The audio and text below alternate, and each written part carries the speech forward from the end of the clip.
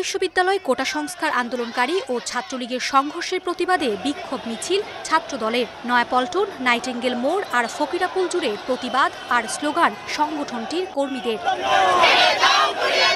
এর আগে দলীয় কার্যালয়ে সংবাদ সম্মেলনে ছাত্রদল নেতারা দাবি করেন, শিক্ষার্থীদের নিয়ে প্রধানমন্ত্রীর দেয়া বক্তব্য প্রত্যাহার করতে হবে। কোটা বিরোধীদের সঙ্গে একাত্মতা জানিয়ে মাঠে থাকার কথা জানান ছাত্রদলের নেতারা।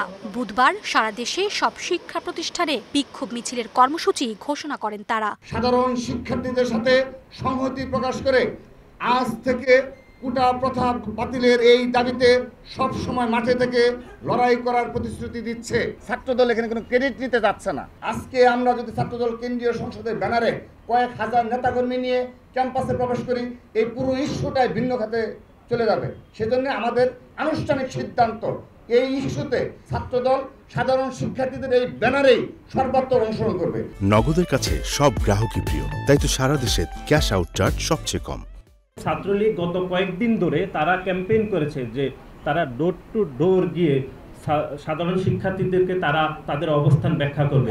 কিন্তু আমরা গত দুই তিন দিন ধরে যেটি দেখছি সেটি হচ্ছে তারা ডোর টু ডোর গিয়ে তারা টর্চার করছে। আগামীকাল প্রত্যেকটি বিশ্ববিদ্যালয় ক্যাম্পাসে আমরা বিক্ষোভ মিছিল করব।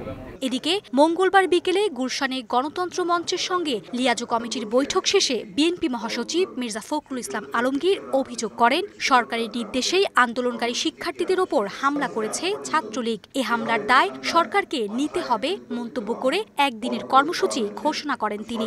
সরকারি দলের ছাত্র সংগঠন ছাত্রলীগ সহ তাদের বিভিন্ন সংগঠন ও আইন শৃঙ্খলা বাহিনীর হাতে আজ যেভাবে সারা দেশে হামলা, আক্রমণ, গুলিবর্ষণ করা হয়েছে, গণমাধ্যমের সংবাদ অনুযায়ী এখন পর্যন্ত 7 জনকে হত্যা করা হয়েছে। এই ঘটনায় আমরা ক্ষোভ, তীব্র নিন্দা ও প্রতিবাদ জানাচ্ছি। গত 48 ঘন্টায় চিহ্নিত সরকার দলীয় সন্ত্রাসীদের হাতে যেভাবে দেশব্যাপী সহস্রাধিক ছাত্রছাত্রীদের আহত হওয়ার ঘটনা ঘটেছে, অনেকে গুরুতর আহত অবস্থায় জীবন মৃত্যু সন্ধিক্ষণে রয়েছে।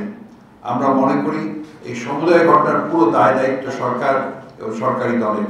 24 ঘন্টার মধ্যে হত্যাকারীদের বিচারের দাবি জানিয়ে বিএনপি মহাসচিব হুঁশিয়ারি করে বলেন, শিগগিরই গণ আন্দোলন গড়ে তোলা হবে। মার্জিয়া মুমু, সময় সংবাদ, ঢাকা।